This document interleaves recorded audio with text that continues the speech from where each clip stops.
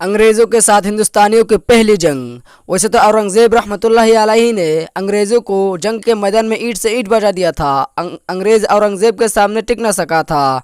मगर जिस battle of Plassey के बारे में बात करने जा रहा हूँ वो पहली जंग उस एतबार से है कि उसमें मुसलमानों को शिकस्त हुई। कर्नाटक और उसके आसपास के इलाकों पर कब्जा के बाद अंग्रेज़ों की इक़्तिदार की हवस और बढ़ गई। इस सिलसिला में उन्होंने अपनी राह में आने वाली रुकावटों को दूर करने के लिए जंग से भी दरेग नहीं किया। चूँकि अंग्रेज़ों की तिजारती सरगर्मियाँ कलकत्ता में भी थे, इसलिए अब बम्बई, सूरत, मद्रास और हैदराबाद के बाद उनकी नज़रें बंगाल पर थी। उस वक्त वहाँ के हाकिम नवाब सिराजुद्दौला थे, जिनको उनके नाना अली वर्दी खान ने अपना जानशीन मुकर्रर कर दिया था और वसीयत की थी कि मगरबी कौमों से ख़बरदार रहना वरना बंगाल तुम्हारा नहीं होगा। एक दफ़ा मौका पाकर अंग्रेज़ों ने समंदरी रास्ता से उनकी हुकूमत पर बिला वजह हमला कर दिया।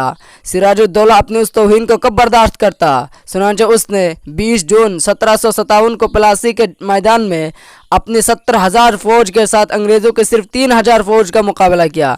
लेकिन उसके वज़ीर और रिश्तेदार मीर जाफ़र की गद्दारी की वजह से सिराजुद्दौला को शिकस्त हुई और ख़ुद उसको अंग्रेज़ों ने गिरफ़्तार करके जंग के बाद बेदर्दी से कत्ल कर दिया। कुदरत ने भी उन गद्दारों से सख्त इंतकाम लिया और उन सबको दुनिया ही में इबरतनाक सज़ा मिली। दूसरी जंग। पहली जंग के ख़त्म होने के बाद अंग्रेज़ों ने मीर जाफ़र को कलकत्ता का हाकिम बनाया था, लेकिन सिर्फ 3 साल बाद ही उसको माज़ूल करके उसके दामाद मीर कासिम को बंगाल का नवाब मुकर्रर कर दिया था।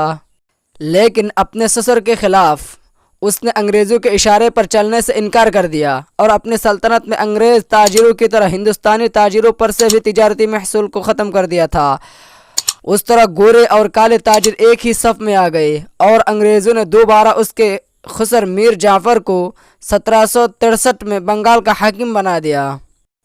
मुहिब्ब वतन मीर कासिम अपनी उस तौहीन को क्यों कर बर्दाश्त करता, सुनांचे उसने उस वक्त के औध के हुक्मरां नवाब शुजाउद्दौला और दिल्ली के तैमूरी हाकिम शाह आलम की मदद से, जो उस वक्त खुद औध की पनाह में था, अंग्रेज़ों को मुल्क से बाहर निकालने का मंसूबा बनाया।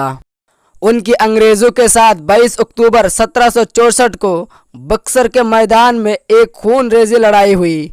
उस जंग में मीर कासिम के कमांडर रंजीफ खान ने मीर जाफ़र का किरदार अदा किया। यानी कमांडर रंजीफ खान अंग्रेज़ों से बिक चुके थे, जिसके नतीजा में मुसलमानों की 50,000 फ़ौज को सिर्फ 7,000 फ़ौज के मुकाबला में शिकस्त हुई। मुग़ल बादशाह शाह आलम अंग्रेज़ों के पास पनाह लेने पर मजबूर हो गया और अंग्रेज़ों का वजीफ़ा ख़ार होकर बिहार, बंगाल और उड़ीसा को कंपनी के इंतज़ाम में दे दिया। नवाब औध ने भी अंग्रेज़ों के सामने घुटने टेक दिए। जनूबी हिंद के बाद शिमाल मशरक़ी हिंद के एक बड़े हिस्सा पर भी अब उनका कब्ज़ा हो गया। बम्बई और सूरत तो उनके कब्ज़ा में पहले ही से थे। इस तरह हिंदुस्तान में अंग्रेज़ों की ग़ुलामी का बाकायदा दौर शुरू हुआ, लेकिन उसके साथ ही साथ मुल्क की आज़ादी के लिए मुहिब्बान वतन, फ़र्जंदान नवाब हैदर अली और टीपू सुल्तान शहीद रहमतुल्लाह अलैह की कोशिशों के पहले बाज़ाब्ता दरवाज़ा का भी आगाज़ हुआ। एक पुरानी हिंदुस्तानी होने के नाते अगर आपको गर्व महसूस हुआ हो इन मुजाहिदीन की वजह से, तो एक लाइक और शेयर ज़रूर कीजिएगा। चैनल में नए हैं तो सब्सक्राइब, और अगर फेसबुक पेज में हो तो फॉलो का बटन ज़रूर दबाइएगा।